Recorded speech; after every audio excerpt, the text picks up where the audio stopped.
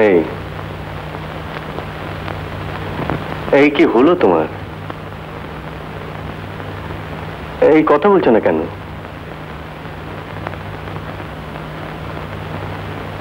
এই কি তুমি কাঁদছো? এই আমি কি করলাম?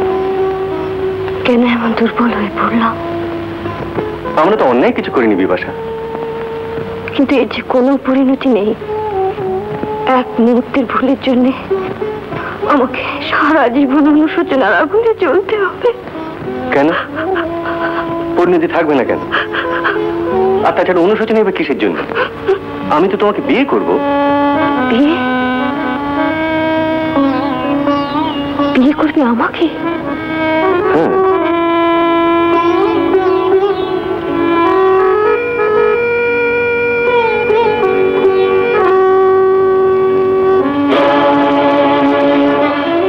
দেখেছ সিঁদুর?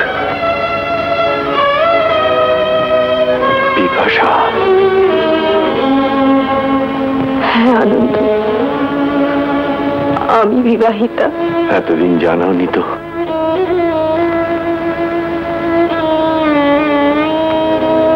এ বিয়ে যে কর্ম করে বলার নয়, বড় লজ্জা, গোপন করে রাখার মতো লজ্জা।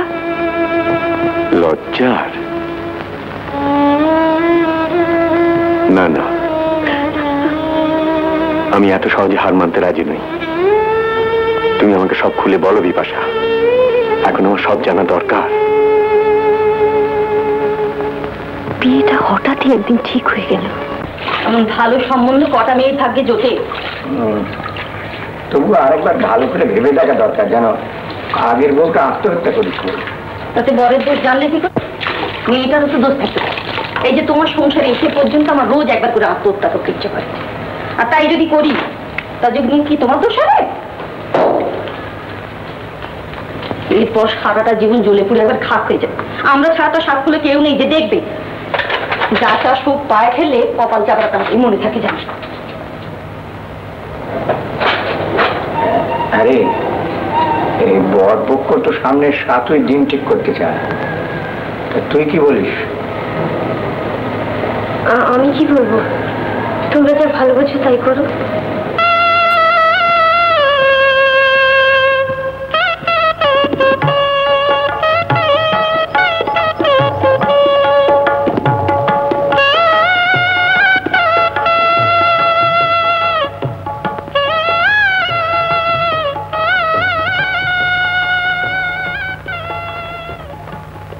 শোনো, ছবিটা পাল্টে দিচ্ছ কেন? আগে বাবু আগেই তুলে নিতে বলেছিলেন, পাল্টে দেওয়া হয়নি বলে আজ সকালে ভীষণ রাগারাগি করেছেন, তাই তুলে নিয়ে যাচ্ছি। ও আচ্ছা, বাবু যখন বলেছেন তখন ঠিক আছে। তুমি বরং দুটো ছবি পাশাপাশি রেখে দাও। হ্যাঁ। না,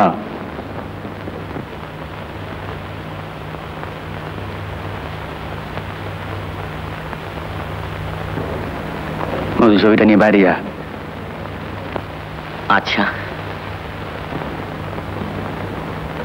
আমার হুকুমের উপরে কেউ হুকুম জারি করলে আমি তা বরদাস্ত করি না বিপাশা। মধুকে আমি শুধু ছবিটা খুলে নিয়ে যেতে বলিনি, ওটা আমি পুড়িয়ে ফেলতে বলেছি। কেন? আত্মহত্যা করে অমলা আমার মুখ পুড়িয়েছে, তাই তার কোনো স্মৃতি এ বাড়িতে থাকবে না। তাই তো মাস কাটতেও দিইনি। অমলাকে মুছে ফেলার জন্যে আবার বিয়ে করে তোমাকে এনেছি। হঠাৎ অকারণে তো কেউ আত্মহত্যা করে না। অমলার খুব জ্বালা ছিল বোধহয় আমাকে নিয়ে, কারণ বউয়ের আঁচলের তলায় বাস করবে এরকম পুরুষ তো অতিশয় নয়। আমি চাই না তুমি আমার কোনো কাজে নাক গলাও। আমি শুধু জমিদারি করতে থাকবো, আর তোমার কাজ হবে তা ওড়ানো। হ্যাঁ, যত খুশি কেনাকাটা করো, যেখানে খুশি বেড়াতে যাও, ওড়াও, শুধু উড়িয়ে যাও। কোনদিন তোমার টাকার অভাব হবে না। জমিদারি করতে থাকবে? ঠিক বুঝলাম না তো। আমাদের 14 পুরুষ জমিদার ছিল। বাহারপুরের জমিদারের দাপটে তখন বাঘে গরুতে এক ঘাটে জল খেত। কিন্তু দেশ স্বাধীন হবার পর সরকার হঠাৎ একদিন আইন করে আমাদের সবকিছু কেড়ে নিলে। তার শোকে আমার বাবা মারা গেলেন। আমার বয়স তখন 7। সেই দিন আমি প্রতীক্ষা করেছিলাম, এরকম আইনের জোরে সরকার আমাদের সবকিছু কেড়ে নিয়েছে, সেই রকম নানা আইনের জোরে সরকারের চোখের সামনে সরকারের টাকাতে আমি একের পর এক জমিদারি তৈরি করে যাব। কিরকম? এখন ওই 7-7টা কোম্পানির মালিক, যার মাল সরকার পয়সা দিয়ে কিনছে। সরকারের কোটি কোটি টাকা এখন আমারই হাটের মধ্যে দিয়ে হিসেবের বাইরে চলে যাচ্ছে। ওসবের মধ্যে না গিয়ে তুমি শুধু খরচা করে যাও and try to be happy. ওকে? তোমার ওই বাড়ানো জমিদারিটাই শুধু ভোগ করে যাব, আর কিছু চাও না তুমি আমার কাছে?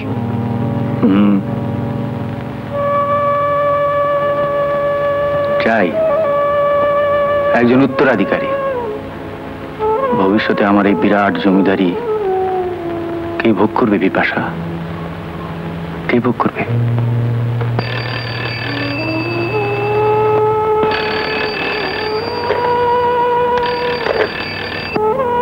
হ্যালো, রয় স্পিকিং। আচ্ছা, হ্যাঁ আমি এখনই আসছি।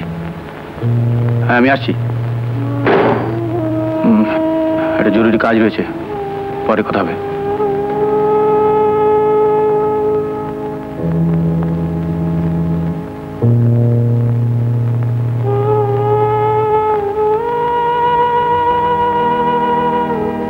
ফুলসজ্জের রাত থেকেই তো প্রতিটি রাত তোমার কেটেছে বাইরের জরুরি কাজে। আমার কাছ থেকে উত্তরাধিকারী আশা করো কিভাবে? Quite intelligent question. আজ রাতে তাড়াতাড়ি ফেরার চেষ্টা করবো। আমার কিন্তু মদের গন্ধ সহ্য হয় না। সেটা তো এই কদিনই বুঝতে পেরেছি। আজ থেকে একটু সহ্য করার চেষ্টা করো।